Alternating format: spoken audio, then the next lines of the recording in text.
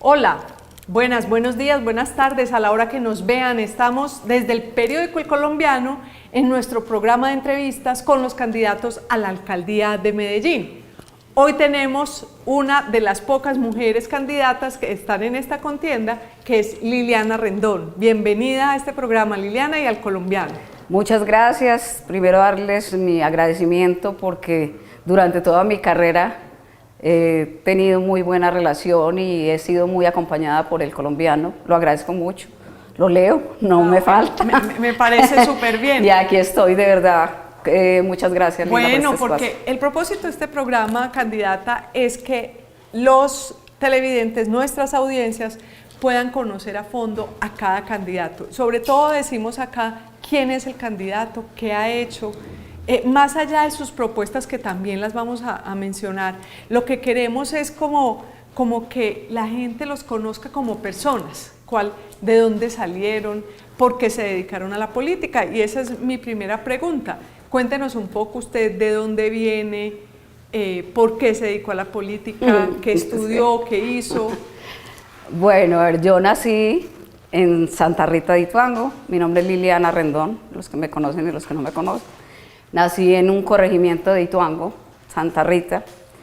Mi familia, mis padres llegaron allá en la época de la violencia. Prácticamente allá se asentaron más de 50 personas y fueron constituyendo sus hogares, que veníamos de San José de la Montaña, San Andrés de Cuerquia. Entonces los padres nuestros se fueron cuando eso iban con el sueño dorado de encontrar oro.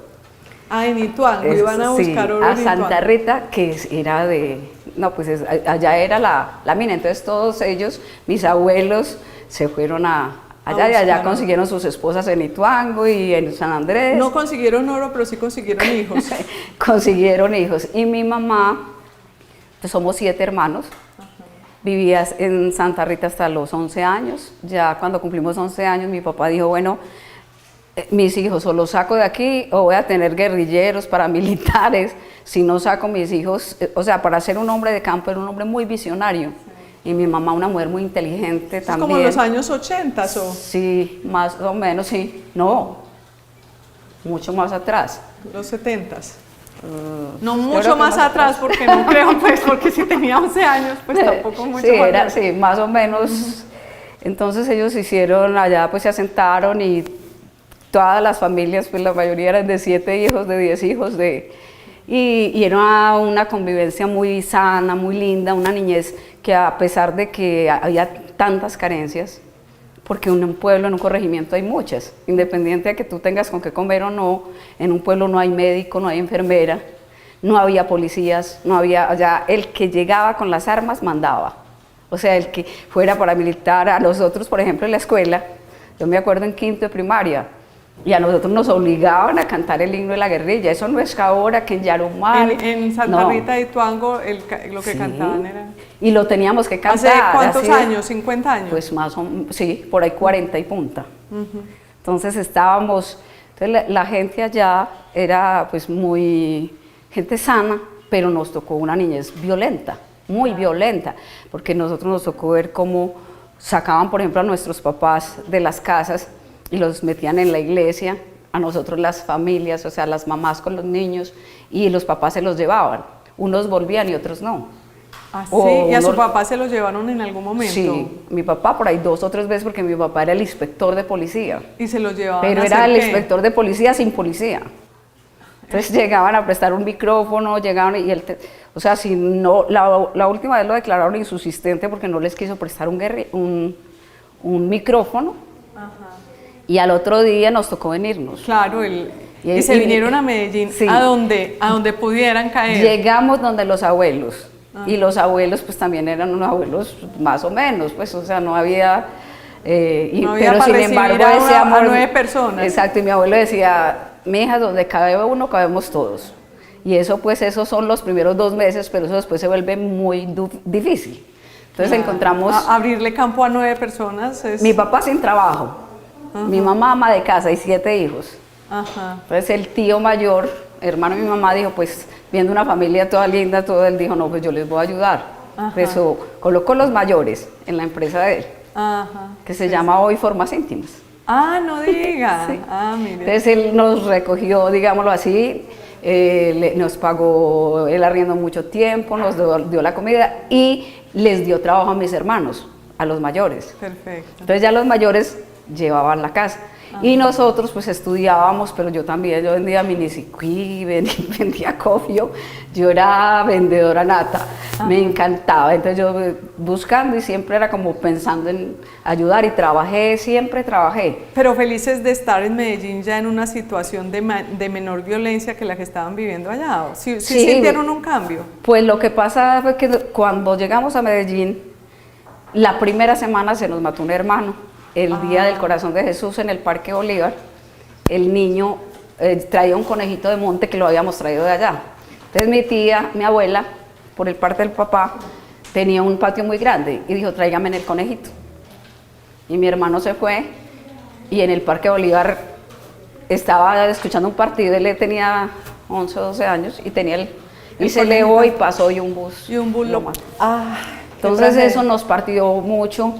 Porque mi papá ya perdió como esa emoción de estar aquí, mi mamá, entonces mi papá le reconocieron o sea, el daño que le habían hecho y él no tenía la culpa y volvieron y lo nombraron nuevamente. Y ya ahí volvió y nos cogió a los pequeños, los grandes ya se quedan en Medellín, se va con las 2 niñas. Ustedes se vuelven para allá para ver. Y arrancamos para Colorado, Nechí, Puerto Valdivia, El Salto de Guadalupe, Yarumal, Briceño, Campamento. Mejor dicho, conocí. Yo hacía un año en 3 y 4 colegios.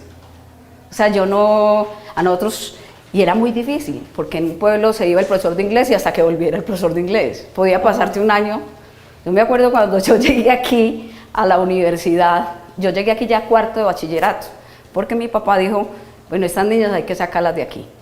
Esta niña hay que ponerla a que digo, sienten mi cabeza papá, en algún estas sitio. muchachas se me las van a llevar. Ajá. Y viendo que las hijas, las compañeras de nosotros, se iban para un lado o para el otro. Las llevaban o la guerrilla, los Exacto. paramilitares. Entonces mi papá visionariamente dijo, yo me quedo aquí, pero ustedes se me van. Ya los mayores estaban trabajando y ya nosotros nos pusimos a estudiar. Yo entré aquí a 4º de bachillerato. Hice mi estudio, también trabajaba, mi hermana mayor me enseñó a trabajar vendiendo mercancía. Sí.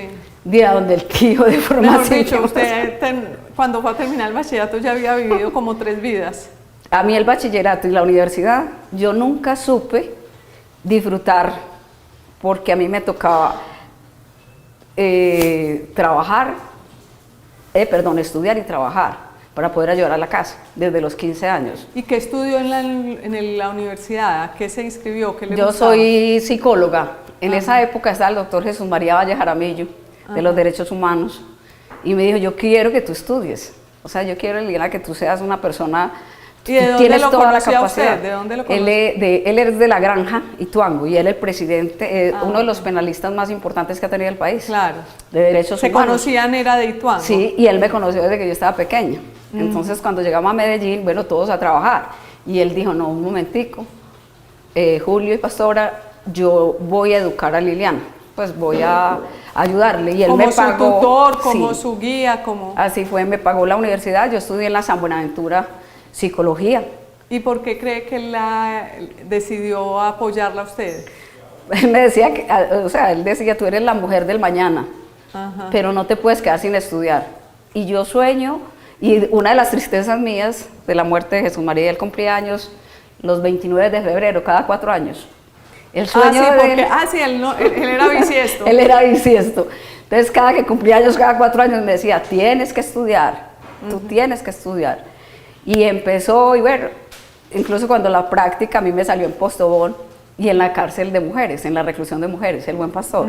Y él me dijo, no señorita, él era penalista, y me dijo, allá. En la cárcel. Allá. No en Postobón, sino en la cárcel.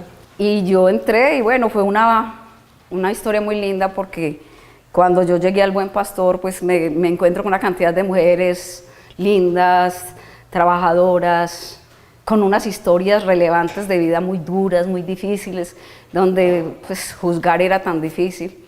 Me quedé un año y medio, porque el problema del trabajo en la cárcel es que sí, tú haces mucho como ser humano, puedes ayudar mucho como profesional, pero si tú te quedas allá, sos un interno más. O sea, yo era la primera que entraba los lunes, como entraban los lunes los presos del fin de semana. Casi se volvió una presa de su profesión. Exactamente, y yo allá, yo les pedía a todos mis amigos y me daban tela de peluche. Y yo allá las puse a hacer peluches a todos, que dejaran de estar peleando y molestando. Y entonces hacíamos peluches y yo misma los sacaba y los vendía.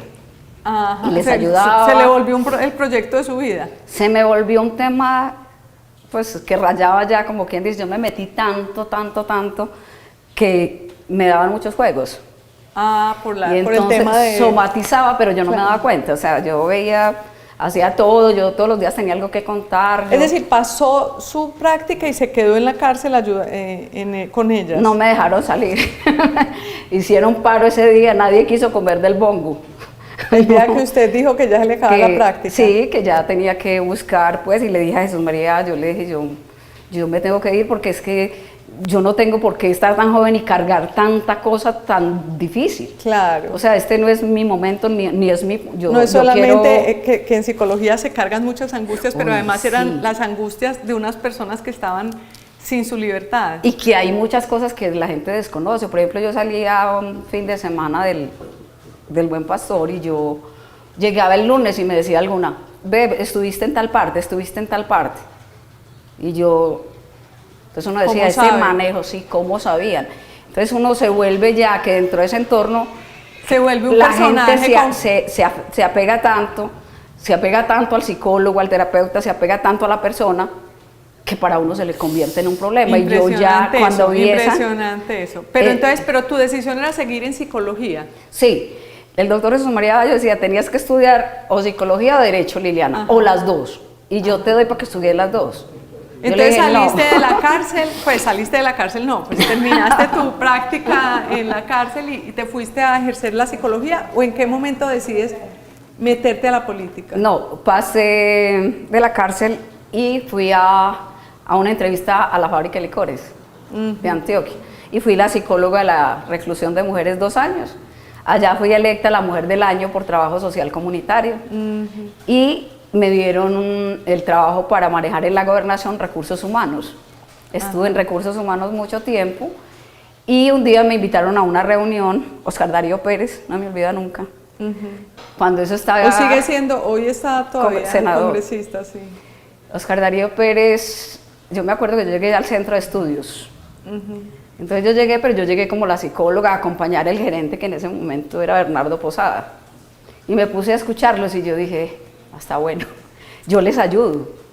Yo conozco mucha gente del norte, a mí me quieren mucho en esos 17 municipios, yo trabajo, yo ayudo. Entonces con el presidente, con el gobernador en ese momento, que era Gaviria, el hermano de Aníbal. Guillermo. Y Guillermo me dijo, él era liberal. Y yo venía de una línea muy conservadora, porque mi papá nos colgó el bolsito conservador y las papeleticas conservadoras. Ah, usted le era de papeleta. Exacto, a mí me tocó la papeleta. A mí sí me tocó, no como a otros que a mí sí me tocó. Y el doctor, bueno, entonces empezamos a trabajar ahí, yo vi, empecé a dar reuniones, cosas. Y entonces un día dije, ¿qué tiene que ser uno para ser concejal de Medellín? Ajá. Y entonces dijeron, no. ¿Eso fue ya hace cuántos años, por ahí? 25 más o menos. Ajá. Entonces, pues, empecé, cogí todas las colonias del norte, más el trabajo mío aquí, me metí a todas las comunas y quedé concejal de Medellín. Yo fui concejal de Medellín 2 periodos. ¿Y en ese momento fue con cuál partido? Conservador siempre. Conservador siempre. Bueno, el primero fue del unionismo. Ajá. Y luego ya nos volvimos conservadores. Ajá. Entonces, el unionismo era Luis Alfredo Ramos. Alfredo Ramos. Sí, en esa época, y luego fue a las Equipo Colombia, pero yo sigo en la línea conservadora de Villegas, de Vélez Urreta, de todos los de Omar Yepes. Entonces hice 2 periodos de concejal de Medellín, me fue muy bien. Yo hice mucho trabajo social comunitario por todas las comunas, las 16 comunas, los 5 corregimientos. Cuando un día yo dije, pues 2 veces concejal de Medellín, qué bueno la Cámara. Y entonces me decían, no se le ocurra. Quédese ahí, me decía Genaro Pérez, el difunto Genaro Pérez, me decía, no, doctora Liliana, quédese en el Consejo, que el Congreso es para los hombres. Ah, no friegue. Palabras textuales. ¿Y usted qué le decía a él? ¿O usted sí le creía? Yo le contestaba, yo he sido contestona, entonces yo, como éramos compañeros, Él se sentaba aquí, yo aquí. Sí. Entonces cuando la cámara y le dicen, no, pero ¿cómo se te ocurre? Liliana, vea, la cámara es para los hombres y el Senado es para los jefes. Y yo, qué bueno. Entonces yo llegué y le dije al doctor Luis Alfredo, voy para la cámara. Y me dice, ¿cómo se te ocurre? Mira que ahí está Julián. Yo le dije, no, pero es que es voto preferente. Ajá. O sea, ahí, es decir, ahí inauguré. para ninguno de esos hombres de acá era posible que una mujer fuera a competirles en la cámara, ¿ok? No, era el machismo, pero si hoy es rampante en esa época, ni se diga. Entonces, claro, a mí me tocaba generar los hechos. Entonces yo le dije al doctor Luis Alfredo, voy para la cámara. ¿Qué cómo? Yo le dije, no, es que yo le estoy notificando, yo no le estoy preguntando, yo voy para la cámara. Ajá. Porque no es justo que mientras yo me mantengo en estos... ¿Le tocaba salirse entonces a usted del partido de Luis Alfredo? No, seguir en el mismo porque ya éramos conservadores. Ya estaban en conservatismo, sí. Y entonces yo le dije, pues yo soy la que estaba haciendo el trabajo en los 125 municipios. Yo me he recorrido Antioquia 7 veces, los 125 municipios. Y yo le dije, es decir, usted les hacía el trabajo, les recogía los votos y ya no querían que usted... Exactamente, entonces yo estaba muy buena, pero para organizar las reuniones, cargar charoles, y para eso. Pero los doctores eran ellos y los... Y yo dije, no, pero es que esto no. Yo le dije, es que a mí me parece, doctor, que esto no es justo. Y este partido, la única mujer soy yo no me voy a quedar aquí cargando. Mientras ellos se van para sus fincas, se empiezan a tomar tragos, yo estoy trabajando en los municipios para todos ustedes, para el equipo. Y yo me tengo que quedar aquí, no. Si me quemo, asumo. Y arranqué a recorrer municipios para todas partes. Y fui la primera mujer electa representante a la Cámara por elección popular. Pero la primera mujer del Partido Conservador no, aquí. Por elección popular. En general, pero eso ya fue hace rato, eso fue hace cuánto, El voto preferente yo lo inauguré. Con voto preferente. Sí, es que a eso me refiero, cuando eso eran listas. A ti te metían en una lista y te sacaban, pero siempre te ponían de relleno. Ajá. Pero a mí no me tocó esa época. O sea, a mí me tocó... Ya se podía elegir dentro de la lista un Partido Conservador número 16, creo, que era en esa época. Y saqué como casi 40.000 votos. ¿Y qué cara le hizo Genaro? Genaro no me volvió a hablar. Yo ya entré a la Genaro cámara. que fue por muchos años como el mandamás de Colanta, ¿no? Genaro era muy machista y era un hombre que estaba acostumbrado a mandar y a manejar, y era lo que él dijera, y él tenía la última palabra. Y no se le podía discutir, porque ahí mismo te contestaba cualquier cosa que tú le decía, a mí no me discutas, aquí solo hay un jefe, yo no recibo ni... Y entonces en la Cámara, ¿cómo le fue en la Cámara? En la Cámara me fue muy bien, me nombraron presidenta de la Comisión Séptima de la Salud. Hice 4 años muy bien, me fue supremamente bien en la Cámara. Y bueno, ahí hago el mismo paso para el Senado. Entonces ya ahí sí era una pelea brava, porque ahí ya no era solamente con los de mi equipo, sino con los de afuera. Claro. ¿Cómo así que Liliana Rendón? Yo les decía, es que esto es con votos. Es decir, nadie quería, es como que tuviera Póngame la votación a mí, pero como se que tuviera que pedirle permiso a todo el mundo para lanzarse. Totalmente. Entonces me tocaba generar los hechos.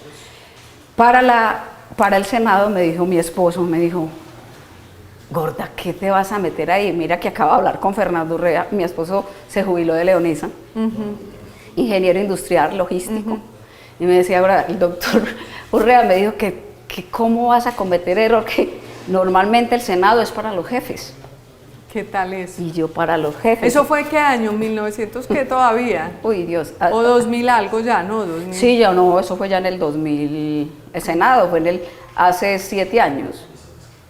O sea, yo fui representante de la Cámara. Es decir, el machismo sigue aún. Y hago mi campaña al Senado, y ¿cómo te parece que me recorro los municipios? Era voto preferente, había que señalar el número, no había foto. Ajá. Entonces decían, no, es que le ayuda la fotico. No, señor, no había foto. Y le saqué 110.000 votos en Antioquia. La tercera mayor votación. Le ayudó?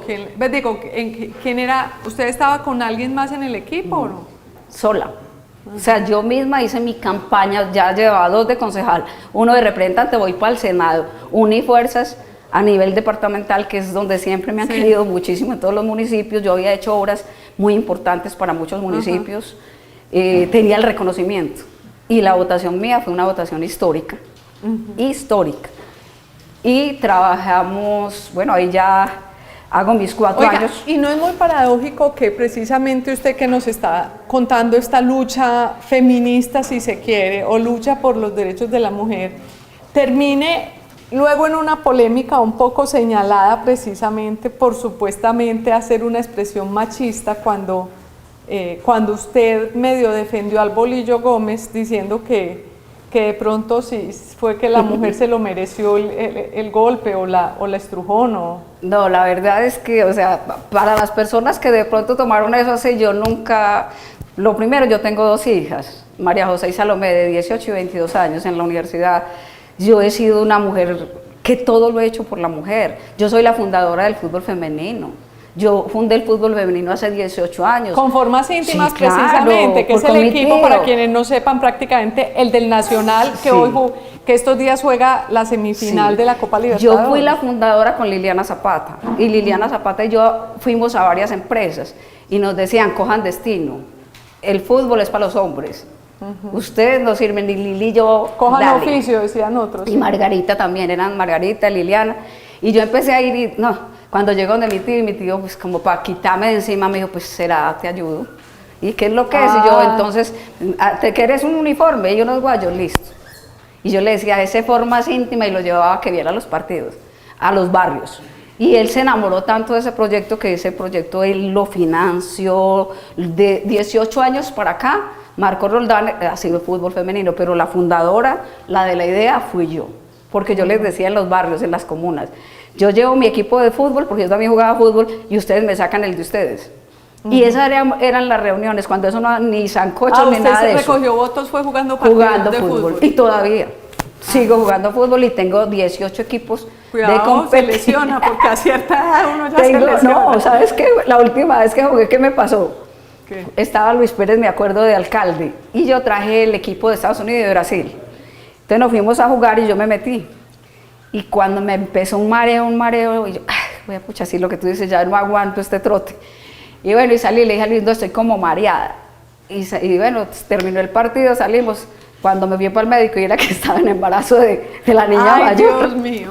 Y yo Oiga, iba pero usted para ahora allá. que menciona a Luis Pérez, usted en esta campaña va con, es decir, usted está con Julián Bedoya, es lo que se ha anunciado Sí, estoy con públicamente, Julián Bedoya. pero usted también tiene cercanías con Luis Pérez, ¿ha tenido cercanías con Luis Pérez como para de pronto también apoyarlo? ¿O? No, yo tengo amistad con todo el mundo porque yo siempre he sido fuerte con los argumentos, pero muy suave con las personas. O sea, Liliana Rendón, yo no peleo, me aterran. Ahora, por eso estos debates a mí me han parecido horribles. Fui como a 10 y no volví. Yo dije, pues uno ya está muy grandecito para esto. Todo el mundo bregando a ver qué es lo que uno propone, qué es lo que tiene. Y uno viendo pelear a 3 peludos que hay ahí, dice uno, no, pues es que esto no es lo que Medellín quiere. Y yo no le entro al cuento de la polarización, que es que los que son de derecha a la izquierda, como les decía yo esta semana, el candidato de la derecha ya no tiene disculpa. Ya la izquierda se le partió en 2. O sea, la izquierda ya le partió en 2. Entonces, si el de la derecha no gana, es porque no iba a ganar.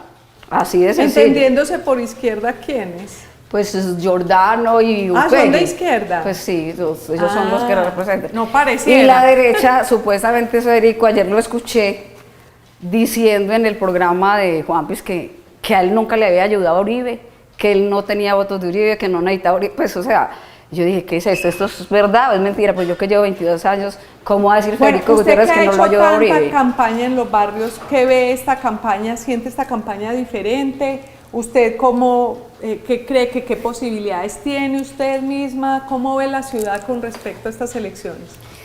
La verdad es que nunca había visto unas elecciones tan raras, tan oscuras, tan agresivas. Veo poco tema y mucha agresión. Veo que la derecha quiere poder perpetuarse y la izquierda quiere poder perpetuarse. Pero ¿qué pasa? Que los candidatos que han elegido para hacer los últimos años en Medellín, en el departamento, son candidatos que no les ha ido bien.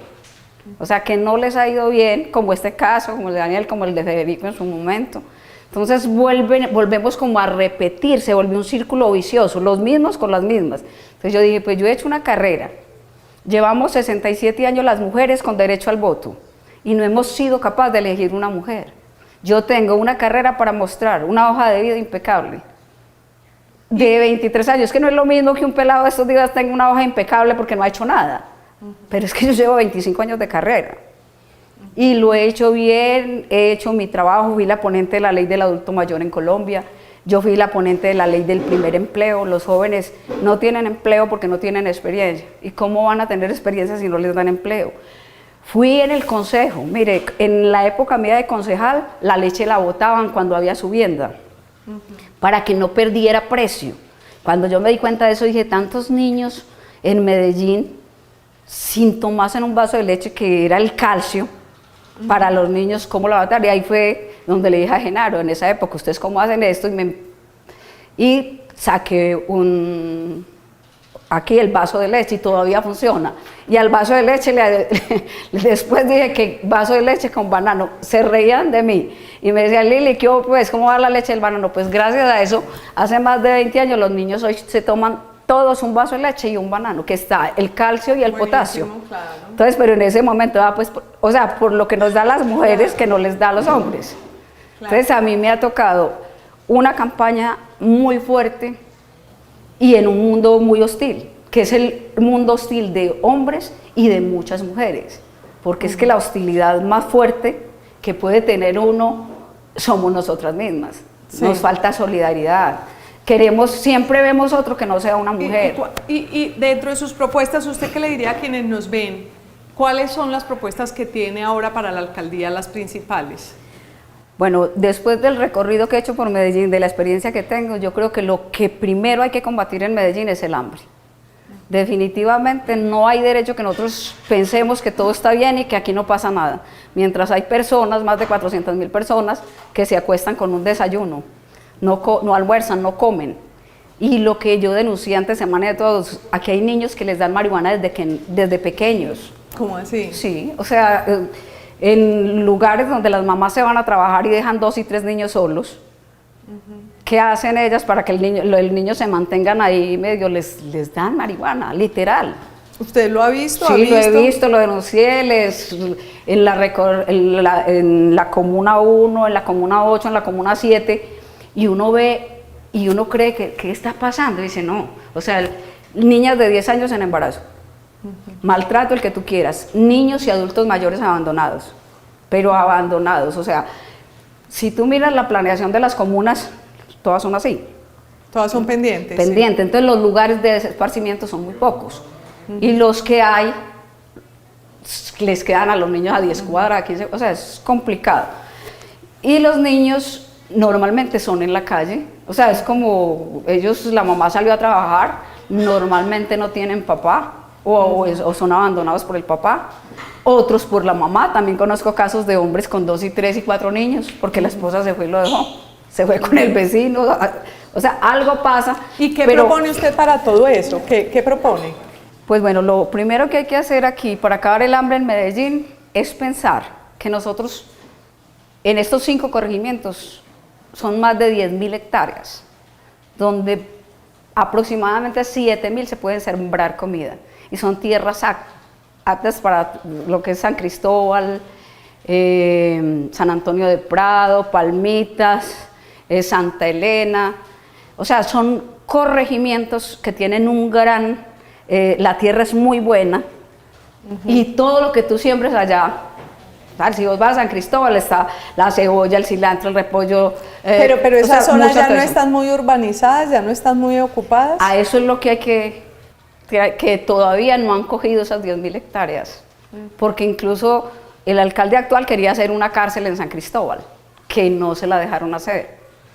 O sea, esos corregimientos no son... ¿Usted se imagina en qué queda San Cristóbal? Allá donde queda la cárcel. Desafortunadamente es así.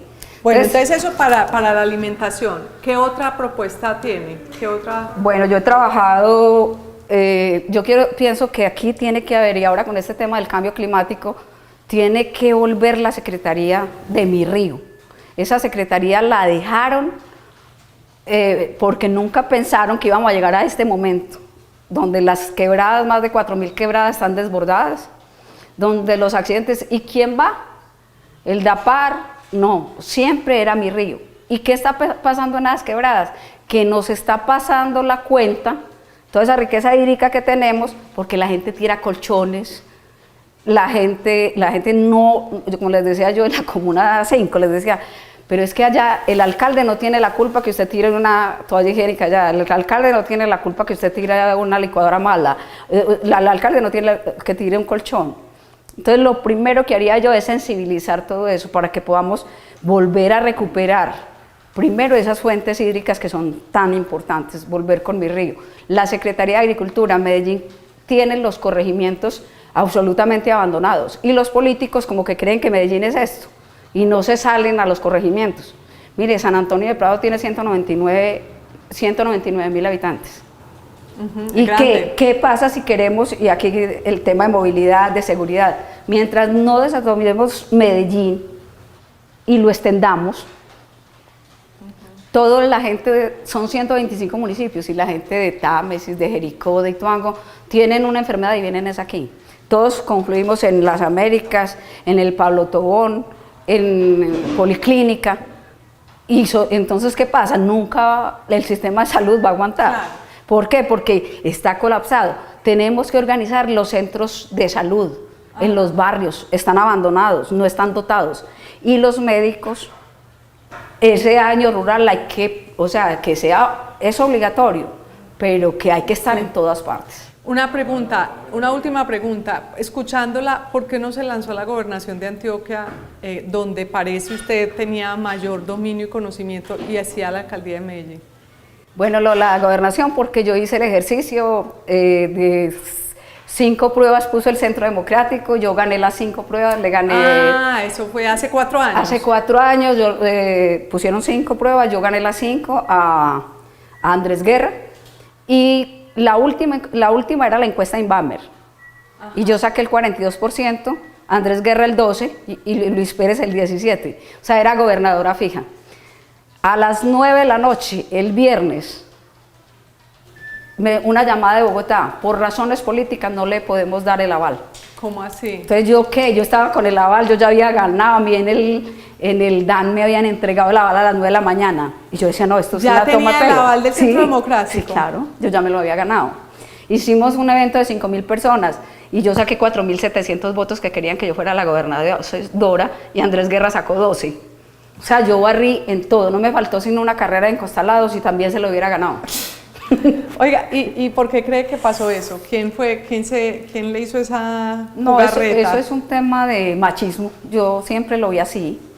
Lo primero, venir de una línea conservadora y no ser del centro democrático, ya era un limitante para que muchos que estaban ahí, pero que se les olvidó la historia. Porque cuando yo renuncié al Senado, porque Uribe me dijo a mí, Liliana, vamos a montar Centro Democrático, necesito que me acompañes a los municipios. Uribe y yo recorrimos 80 municipios. Y cuando le hicieron ese tumbis a usted habló con el expresidente Uribe, porque finalmente él era el jefe de ese partido, ¿no? Nunca me dio la cara, esa es la única persona que nunca pudo responder por qué. ¿Nunca se ha vuelto a ver desde entonces? Hace un mes me lo encontré en la feria de Quina, estaba saludando a la gente y entré y le dije, esta ni me la ganas ni me la robas. ¿Y él qué le dijo? Mi hija querida, venga Liliana, no me toques, a mí no me toques, esta la hago, así pierda pero la hago. Pero inexplicable lo que pasó, porque habrían podido, pues según lo que usted dice, pues de pronto habrían tenido la posibilidad de ganar. Hubiésemos ganado y no tendríamos estos problemas. Mire, el tema de Daniel hoy, ¿a quién? Y no es por echar pero si Federico no divide la votación hace 4 años con Uribe, la derecha no divide la votación, Daniel no hubiera tenido opción de llegar. Daniel Quintero. Yo digo, aquí no tiene memoria, aquí Daniel Quintero es porque Federico lo permitió y Uribe. Hoy por hoy ya sacan a Federico como candidato de Creemos y del Centro Democrático. Él dice ayer, yo no tengo nada que ver, nunca me ha elegido con un voto de Uribe, no tengo nada que ver con Uribe. Pues eso lo dice al país, eso no lo cree ni la mamá, mi hijo. O sea, eso no lo cree. Bueno, Liliana, muchas historias. No, pero yo quiero una cosita que me quedó hablando fue en lo del tema del bolillo. porque vuelvo a eso. Ah, lo del Bolillo Gómez, porque entonces usted quedó como, sí, usted nos viene y nos cuenta una historia aquí de defensa de la mujer y de pronto sí, la historia la condena a usted. Entonces yo llego y digo, eso fue hace 12 años, es que eso hace mucho tiempo, y no era el tema. La expresión que usted dijo es, pues es que de pronto uno se porta mal y si yo me porto mal, pues mi esposo como no, que yo dije, tiene mi derecho. esposo no hace milagros de pereza. Ajá. Si mi esposo me pega, averigüen qué pasó. Pues porque como usted queriendo decir que su esposo era muy querido. Exacto, y que él jamás tocaría a una mujer.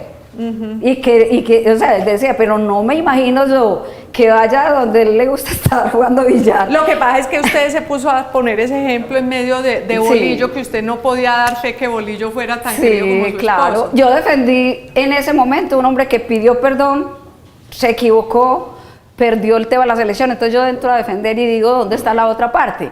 Y llamé a la persona en cuestión y nunca dio la cara. Yo le decía, cuéntenos su versión, ¿qué pasó? Cuando ya después me di cuenta que ella tenía un hijo de Bolillo, que era una relación aceptada por su esposo, con el Bolillo, eso se volvió... Eso ya era otra historia. Eso se volvió otra cosa muy diferente, o sea, se volvió un chisme, pero realmente a mí me hacen una entrevista de 1 hora y me editan en 5. Entonces yo digo... Yo le dije, ¿hablo como política o hablo como psicóloga? Entonces yo dije, las mujeres somos muchas veces más punzantes con el trato, con la voz, pues con la comunicación, cuando ofendemos duramente, que sabemos que pasa, y el hombre pues no puede medir fuerzas con una mujer, porque la agresión ni de un hombre a una mujer, ni de una mujer a un hombre. Entonces yo estaba defendiendo el acto de la agresión. Entonces eso se me dio, pero igual defendiendo el acto de la agresión, no, defendiendo eso. El que no haya agresión. Exacto, de ninguna defendiendo manera. De que no haya agresión de ninguna, ni de para un ninguno hombre de los dos exacto. lados. O sea, yo estaba y como les decía yo, pues que, por Dios, yo cómo voy a aceptar eso si yo tengo 2 hijas, si yo soy mujer, si mi papá jamás maltrató a mi mamá. O sea, no. Entonces, y yo siempre he sido pues como de la línea de no cargarse pues para allá, aunque me ha tocado muy duro. Mire, en este momento, en esta campaña para la gobernación de la alcaldía de Medellín, lo que me tocó en la gobernación, y sin embargo yo sigo dando la lucha. Pero esta campaña, por ejemplo, los hombres se juntaron en la derecha y los hombres en la izquierda. A mí me dejaron sola en el centro. Soy centro derecha, pero no importa. Yo hago mi trabajo hasta el 29. Y te lo digo sinceramente, lo he hecho tan a conciencia y sé que Medellín a mí me conoce y me reconoce y sabe quién soy y que me van a acompañar el 29 con el voto a la alcaldía de Medellín. Bueno, muchísimas gracias, ya se despidió, ya hizo su arenga final. Muchas gracias a Liliana Rendón por acompañarnos, a todos ustedes que ojalá, pues como lo hemos hecho hoy con Liliana Rendón, puedan ver todas las entrevistas para que conozcan a todos los candidatos y puedan de pronto el 29, de pronto no, para que vayan a votar el 29 de octubre, pero tengan la oportunidad de hacerlo de una manera informada y por lo menos con conocimiento de por quién están votando. Muchas gracias por acompañarnos, que tengan un excelente día. Muchas gracias, Liliana. Gracias, muchas gracias a ustedes.